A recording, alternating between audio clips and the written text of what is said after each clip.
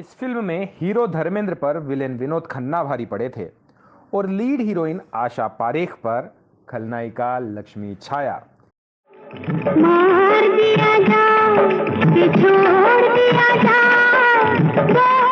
ये फिल्म बनाई तो गई थी आशा पारेख की इमेज बदलने के लिए, लेकिन इस फिल्म का उन्हें कोई फायदा नहीं हुआ और फिल्म की सारी लाइमलाइट लक्ष्मी छाया लूट ले गई।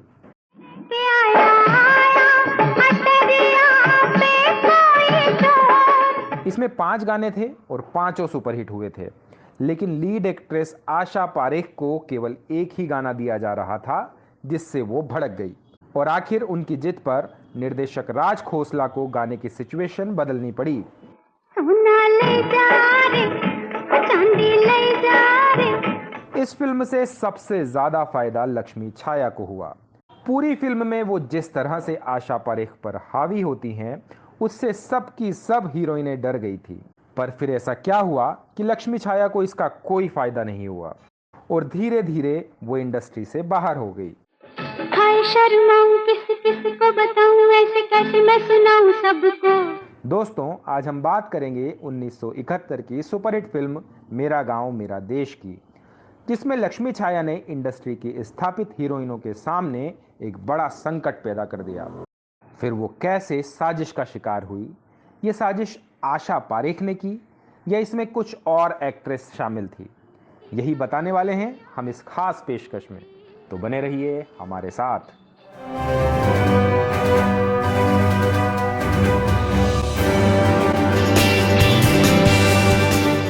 हीरोइन कोई और गाने किसी और पर। पूरी फिल्म में लक्ष्मी छाया अपने ठुमकों और जबरदस्त डांस से कमाल करती रही और आशा पारेख अपने सामने ये सब होते देखती रही। सोचिए क्या बीती होगी उन पर। आखिर में तो लोगों को गाने ही याद रहते हैं, क्योंकि ज्यादातर सीन और डायलॉग तो सब भूल जाते हैं। इसलिए आशा पारेख अड़ गई कि अब और नहीं, फिल्म मेरी है तो गाने भी मुझ पर ही बनेंगे। जब लीड एक्ट्रेस अड़ गई तो निर्देशक राज खोसला को भी झुकना पड़ा। मेरे मन पे तू ना कर दे कोई जादू, सोना सोना ले जा रे। मेरा गांव मेरा देश के हीरो थे धर्मेंद्र, हीरोइन थी आशा पारेख और विलेन थे विनोद खन्ना। इन सब के साथ लक्ष्मी छाया का भी पावरफुल रोल था। इसके गाने आनंद बख्शी ने लिखे थे, जबकि संगीत दिया था लक्ष्मीकांत प्यारेलाल।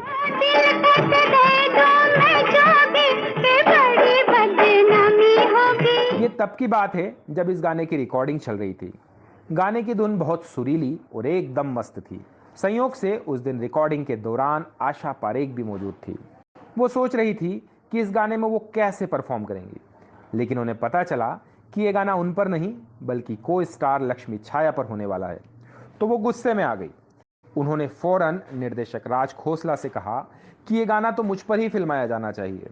डायरेक्टर राज खोसला ने उन्हें समझाया कि आशा जी, फिल्म में ऐसी कोई सिचुएशन नहीं है कि ये गाना आप पर फिल्माया जाए। लेकिन आशा पारेख ने जिद नहीं छोड़ी और बोलने लगी कि अगर सिचुएशन नहीं है तो आप सिचुएशन बना दो, लेकिन ये गाना तो मुझ पर ही फिल्माया जाएगा। राज खोसला बहुत बड़े और काबिल निर्देशक थे, लेकिन वो लीड एक्ट्रेस को नाराज करने का जोखिम भी नहीं ले सकते थे। उन्होंने ये फिल्म बनाई ही थी आशा पारेख की इमेज मेकओवर करने के लिए। वो आशा पारेख को इस फिल्म से पेड़ों के आसपास नाचने वाली एक्ट्रेस के बजाय मीना कुमार जैसी गंभीर एक्ट्रेस बना के पेश करना चाहते थे, लेकिन आशा की जिद से बड़ा संकट हो गया। उन्होंने इस बारे में निर्माता से भी चर्चा की और उन्होंने आशा पारेख को समझाने की भी कोशिश की, लेकिन वो कुछ भी सुनने के मूड में नहीं थी।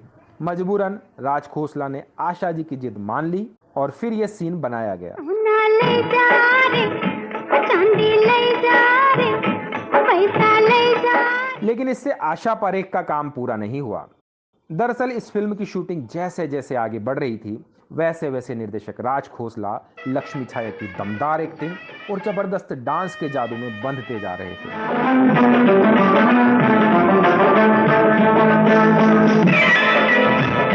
आशा पारेख ने जब मेरा गांव मेरा देश की स्क्रिप्ट पढ़ी थी तो उन्हें लगा था कि ये उन्हीं की फिल्म है, लेकिन फिल्म का बनना नदी बहने जैसा होता है। जैसे नदी जिधर रास्ता मिले उधर ही बहने लगती है, उसी तरह कई बार फिल्म बनाते वक्त कुछ और सोचा हुआ होता है और फिल्म बन कुछ और ही जाती है। फिल्म बनते बनते राज खोसला समझ गए कि आशा के बजाय लक्ष्मी छाया के किरदार पर फोकस किया जाए तो फिल्म को ज्यादा फायदा होगा। उसके आगे फीकी लागे, हाय सब। निर्देशक राज खोसला ने एक इंटरव्यू में बताया था कि जब मेरा गांव मेरा देश की स्क्रिप्ट लिखी गई तो उसमें लक्ष्मी छाया का मुन्नी बाई वाला किरदार इतना बड़ा नहीं था। उन पर सिर्फ एक गीत शूट करने का इरादा था, लेकिन इसमें लक्ष्मी का परफॉर्मेंस देखकर पूरी यूनिट उनके जादू में खो गई। फिर सबने सोचा कि इतना जबरदस्त परफॉर्मेंस करने वाली एक्ट्रेस को केवल एक गाने तक सीमित नहीं कर सकते, इसलिए उनका रोल और बढ़ाया गया और गांव की सारी खुफिया जानकारी जब्बर सिंह तक पहुंचाने वाली लड़की से बढ़ाकर उन्हें अच्छा इंसान बताया गया।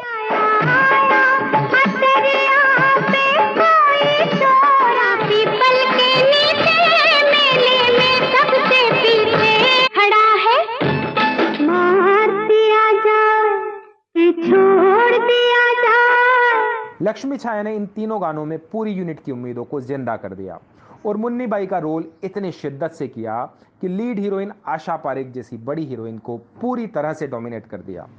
इस तरह जब फिल्म सुपर डुपर हिट हुई तो इसका श्रेय आशा पारेख को नहीं बल्कि लक्ष्मी छाया को मिला। सबकी जुबान पर उनका ही नाम था और सबके जेहन में उनके ही गाने गूंज रहे थे। दूजा कोई हो मचा दो मैं शोर आया। यह पहला मौका था जब मेरा गांव मेरा देश जैसी बड़े बजट वाली फिल्म में लक्ष्मी छाया जैसी छोटी कलाकार को इतना बड़ा रोल मिला, वरना उससे पहले की फिल्मों में वो हीरोइन की सहेली या वैम्प के छोटे मोटे रोल करती थी। मेरा गांव मेरा देश से पहले लक्ष्मी छाया और आशा पारेख एक साथ 6 फिल्मों में काम कर चुकी थी, लेकिन इस फिल्म में लक्ष्मी छाया को जो रिस्पॉन्स मिला उससे आशा पारेख के मन में उनके प्रति जलन का भाव शुरू हो गया। इसके बाद फिर दोनों ने कभी किसी फिल्म में साथ काम नहीं किया।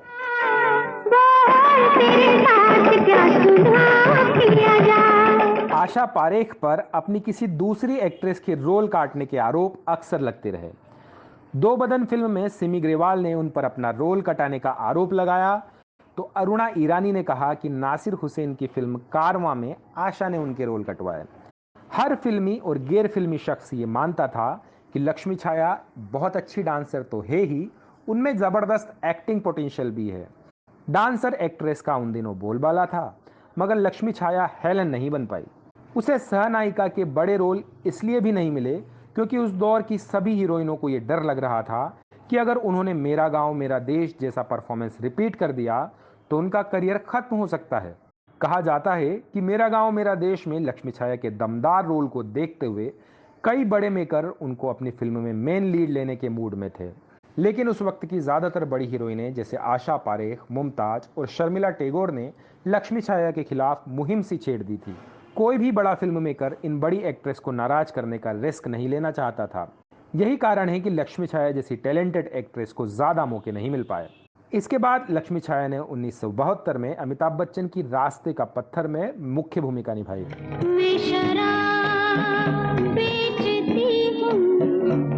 इसके बाद भी वो कई फिल्मों में नजर आई, लेकिन ज्यादा चल नहीं पाई। बाद में गुजारे के लिए उन्होंने एक डांस स्कूल शुरू किया। 9 मई 2004 को कैंसर से उनकी मृत्यु हो गई। इस पेशकश में इतना ही दोस्तों, आपका बहुत बहुत धन्यवाद।